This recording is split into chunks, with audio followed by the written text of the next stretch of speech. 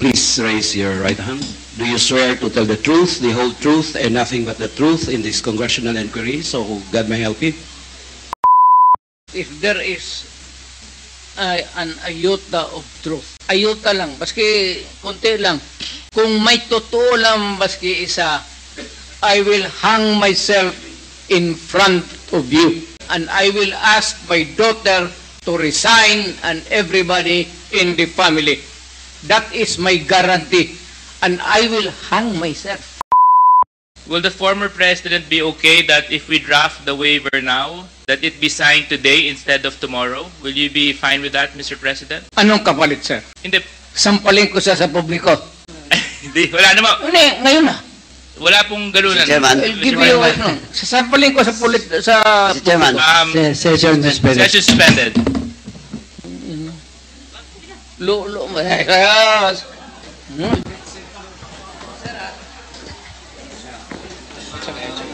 Sabi.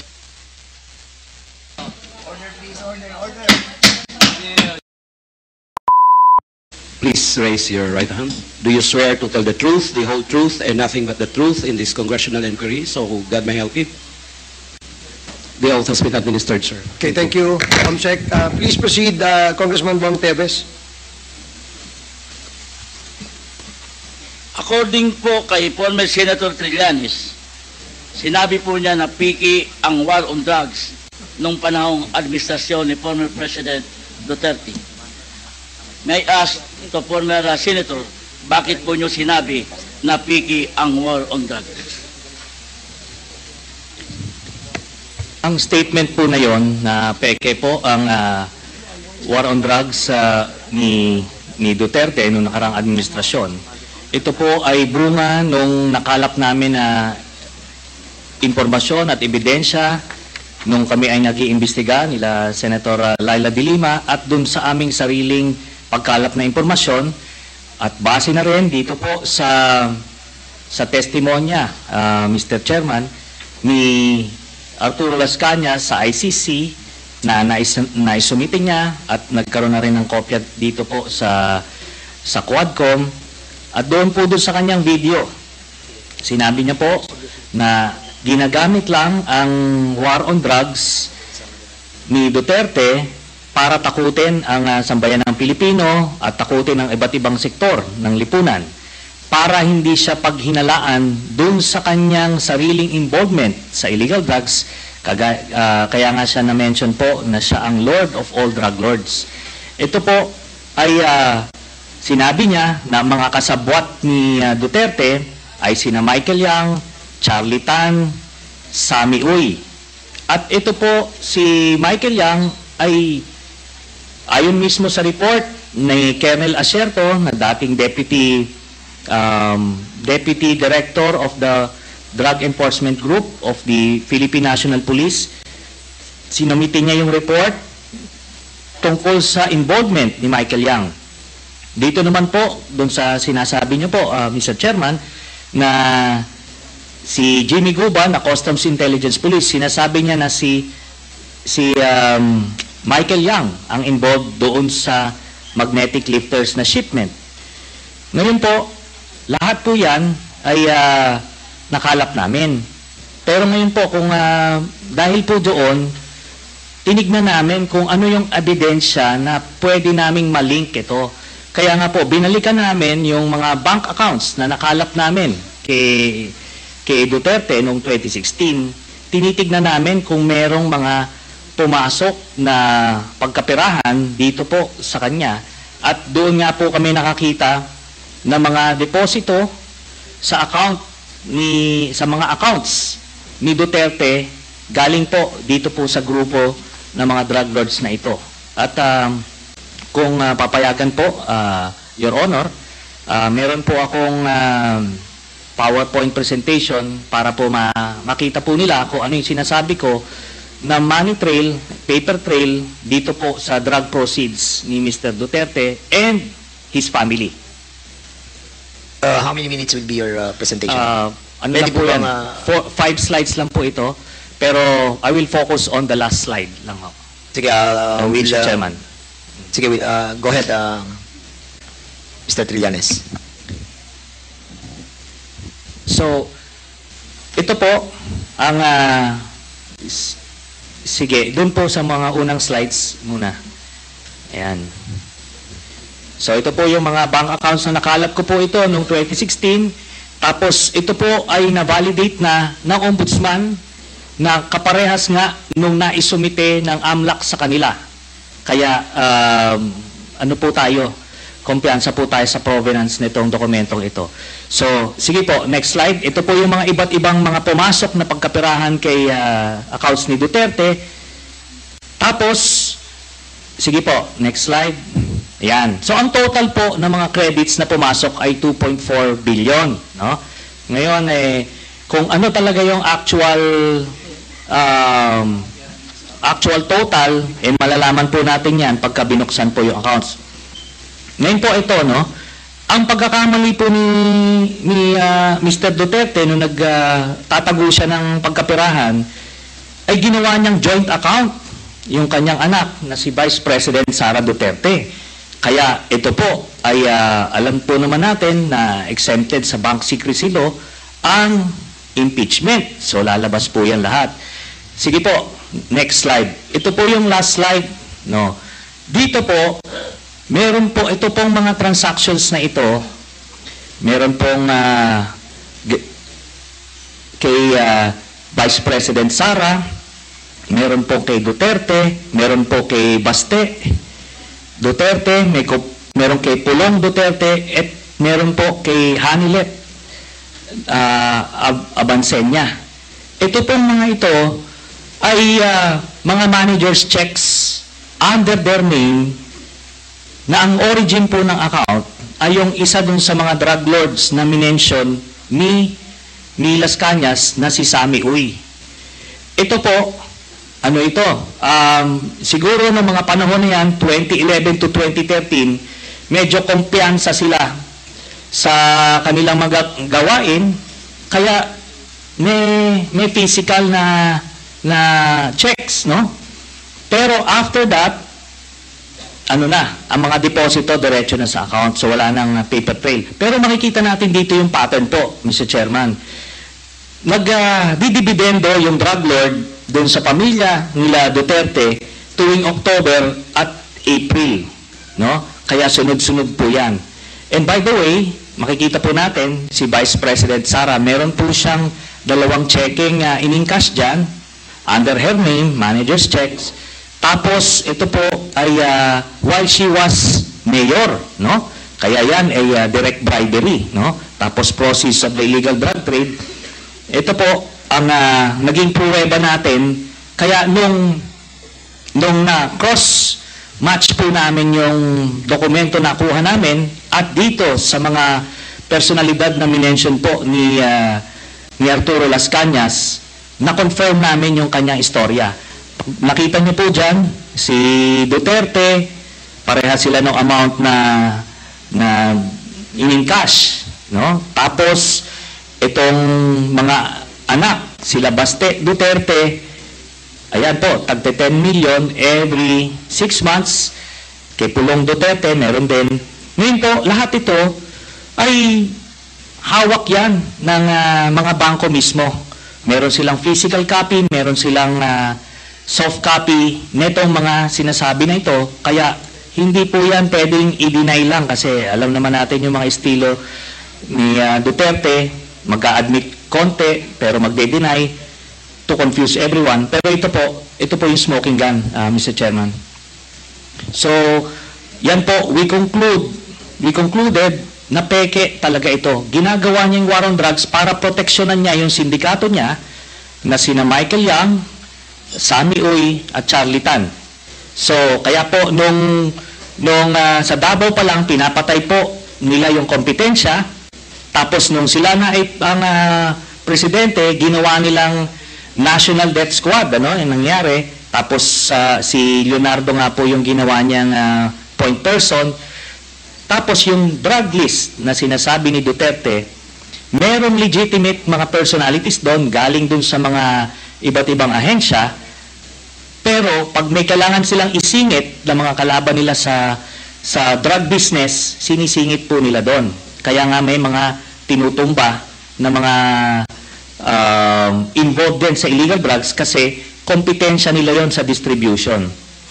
Kaya yan po lahat na yan ay napagtagpi-tagpi namin.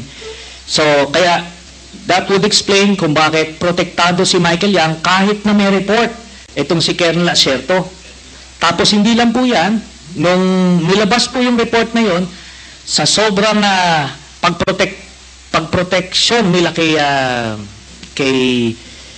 Michael Yang, yung mismong gumawa ng investigasyon, yun yung gustong ipapatay at sinampahan ng kaliwat kanan ng kaso.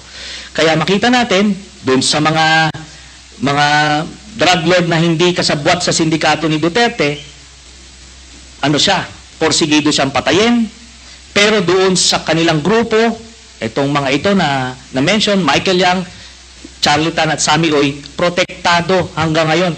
Ni nga si yung PDEA director ni Duterte na si Wilkins Villanueva, ni hindi nga masama sa drug list hanggang after noong 2022 si Michael Yang. Yun po ang dahilan kasi binilin po sa kanya yan ni Duterte. Salamat po. Mr. Chair, Yeah, please proceed, Congressman Teves. may I Mr. ask Chairman. the former President kung alam niyo po ba na kinasuhan po ni former Senator Trillanes sina Congressman Paulo Duterte, Attorney Mans Carpio for drug smuggling? Hindi ho. Pero kung totoong drug smuggling man sila, they should be prosecuted in court. And if convicted, they should serve sentence in jail. Hindi ko pipigilan yan. Kung totoo. Ngayon, yung na-reason dito ni ko kilala itong taong to, forgot his name. Your Honor, if there is an iota of truth, ayuta lang, baski konti lang, you can find out, may nilagay siya ng record. Now, I'm willing to execute an affidavit or kayo na lang to summon the banks or someone to my waiver. Kung may totoo lang baski isa, I will hang myself in front of you. You can summon, I will sign a waiver, all banks. Pati yung World Bank ng Amerika.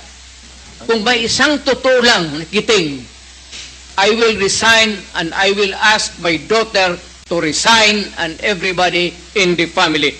That is my guarantee. And I will hang myself. Mr. Chairman. May I know, Mr. Chairman. Mandali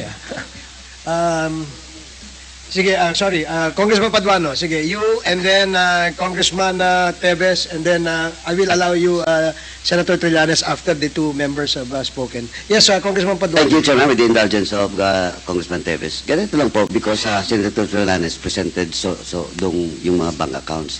May I ask this good former Senator, how did you acquire these documents, bank documents? Nung campaign po noong 2016, meron pong nag-abot sa aming opisina na ang pangalan po niya ay Joseph De Mesa, in-identify niya. So sinabi niya, meron siyang mga dokumento na pwede namin tignan. So, kampanya po yon, hindi po namin nabigyan ng atensyon until siguro a few weeks after, nakita ko po, yun pong nandoon, iba't ibang accounts. Then, chinek namin, binalidate po namin kung totoo yun, no? So, may mga nagdeposito po na doon sa iba't ibang accounts ni Duterte, tapos totoo nga, legitimate po. Then, nung kampanya, nilabas ko po ito at inamin mismo ni Duterte na totoo daw kasi una, dinideny po nung kanyang spokesman, but eventually, nung na-corner na siya, inamin niya. No? Tapos, hinamon din niya po kami na magbibigay din siya ng waiver. It's the very same dare na sinasabi niya ngayon, o bluff na sinasabi niya. At ako po ay nagpakita dun sa BPI branch na yon sa Julia Vargas Pero siya po hindi sumipot. Ang sumipot sa kanya, itong si Panelo. Ngayon si Panelo, wala pong dalang waiver. Ang nilabas niya, special power of attorney na may specific conditions. Ngayon po, natapos na lahat yung kampanya, presidente na siya, ni ay ni oy, wala na po nangyari doon. Kaya ito po, inadmit niya na yan, mga dokumento na yan. Inadmit niya na yan, no? And let me just comment a bit, Mr. Chairman. Kasi yung sinasabi niya, in relation dun sa case na final ko kay Pulong tsaka kay Manscarpio, sabi niya, edi i-file daw sa korte at harapin nila. Pero yung mga libo-libong mga pinagpapatay never got that privilege of the due process. Pagka wala ka sa grupo niya, hindi ka sa sindikato niya, protektado ka, kailangan mag-file sa korte. Pero pagka karibal ka at ordinaryong Pilipino ka, tutumba ka. Yun lang po, Mr. Chairman. Man, can I have my follow-up question? You have the floor, Congressman Paduano. Former Senator Trillanes testified that that document was not acquired legally. It was just given to him. And with that, Mr. Chairman, though he might appreciate that bank records, but for me, Mr. Chairman, I am not a lawyer. But with regards to how authentic is the bank documents being presented to us by former Senator Trillanes, we must ask the AMLAC, Mr. Chairman. So, with that, Mr. Chairman, unless Senator Trillanes can present to us another document that that bank records came from an authentic, competent agency of government, Mr. Chairman. In this case, it's the AMLA. Now, Mr. Chairman, so with that, Mr. Chairman,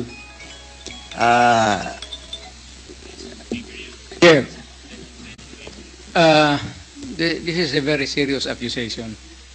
So, Mr. Chair, Mr. Chair, Congressman point of order. Paduano has asked the floor, but with the Yes. indulgence of No, I think the chairman has ruled a while ago the sequence of those people present in this hall to answer. okay. I think we must follow that, Mr. Chair. Thank you for reminding the chair, Congressman Acop. Now, Congressman Paduano, please proceed if that is your last. I am sorry, I thought that you were tapos na. Thank you, Mr. thank President. you, Mr. President. Anyway, Mr. President. Now, with that, Mr. Chairman, and the former President has a while ago has a commitment to waive his right with regards to all the bank accounts that was mentioned by former Senator Trillanes. Now, Mr. Chairman, pwede naman parallel yan. AMLAC, at the same time, yung waiver, if the former President will sign a waiver with regards to all those bank accounts. Thank you, Mr. Chairman. I will sign it, the document, tomorrow. And I will hand it kasi gagawin pa ng abogado. But I said, if there is an iota of totoo yung sinasabi, I will hang myself in your presence. I will invite you all to be a witness. Okay, thank you, Mr. Chairman. Congressman Paduano. Si Congressman Bong Teves, and then I will allow former Senator Trillanes after Congressman Bong Teves.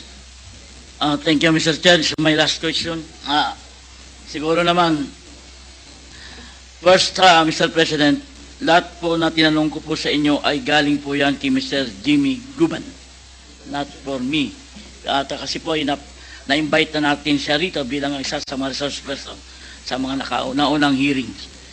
And then, may I ask Mr. President, for my last question, given na po na na-acquit si former Senator Laila de Lima sa mga kaso niya tungkol sa drugs, as now, Mr. President, naniniwala pa rin po ba kayo na si former Senator de Lima ay queen of all drugs lords?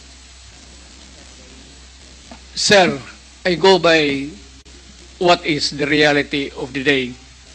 Pag sinabi ng korte, inosente si de Lima, inosente si de Lima. Wala tayong magawa dyan.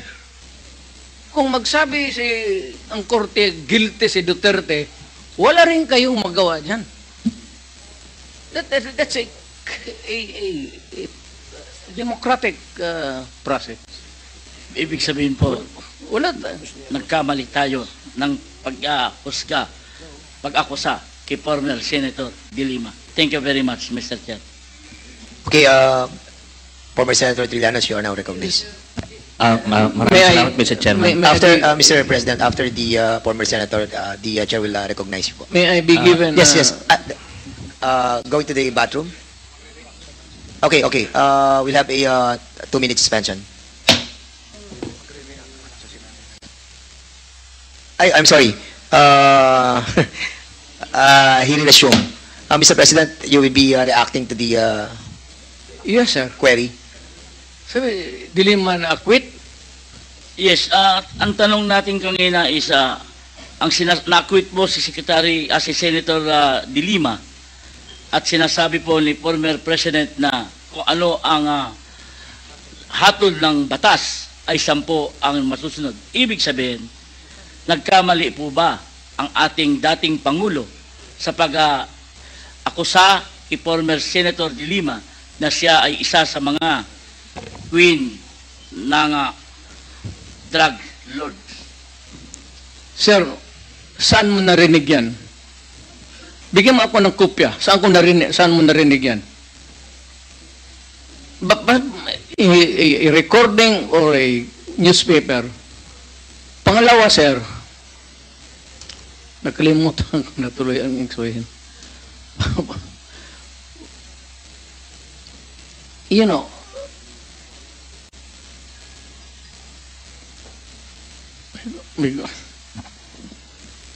Do you need, Mr. President, a moment to...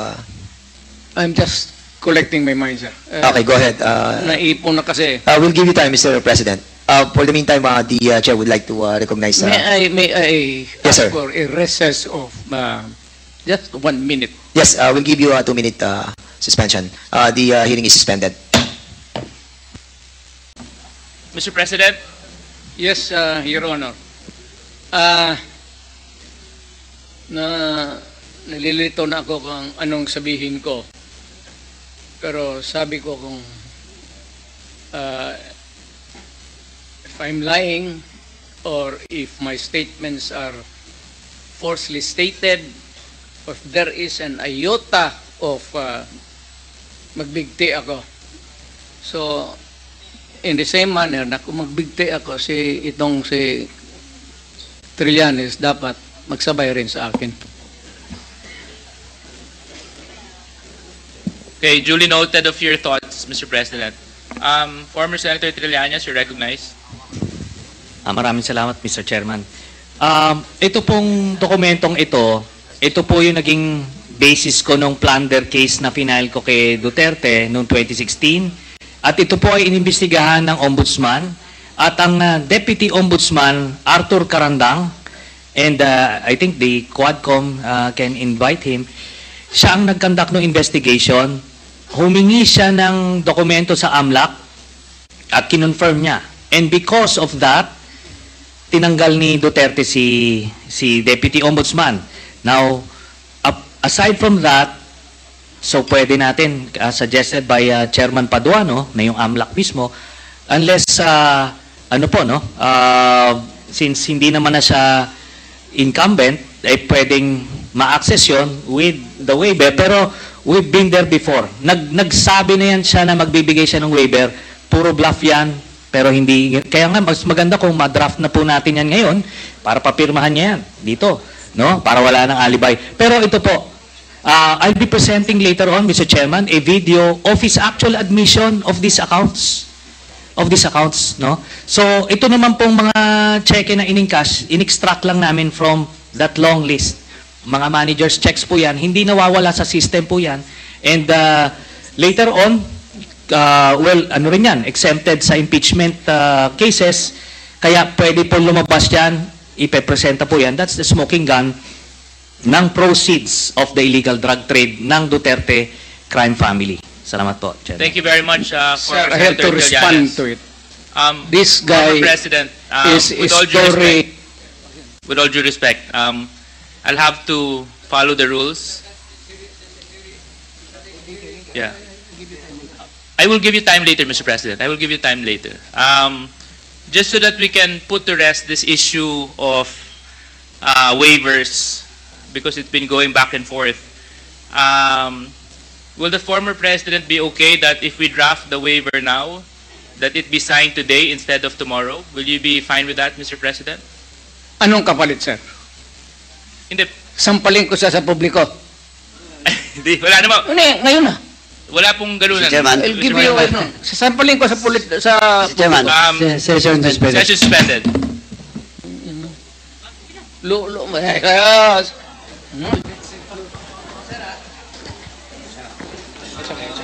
Sabi.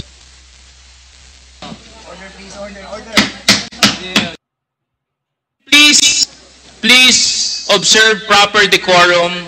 We are in a committee hearing. We have already stressed from the very beginning that the proper rules, decorum, will be implemented regardless of who you are. Regardless of who you are. We live by a set of rules in this committee, and those set of rules will be followed, and those set of rules will be implemented. Umani naman ito ng iba't ibang reaksyon mula sa ating mga netizens. Ayon kay Raimundo Pajarito, if it is for the aid of legislation, why are you allowing personal accusation? Pahayag naman ni Gino Aban, it's been years since Trillanes is actually obsessed with FPRRD. The guy has really something in him. At ito naman ang saloobin mula sa ating kababayan na si John Paul Acacio, fruits of the poisonous tree. Trillanes is as incompetent and irrelevant as his pieces of evidence kuno. Mga kababayan, feel free to comment below para maglabas ng saloobin sa balitang ito.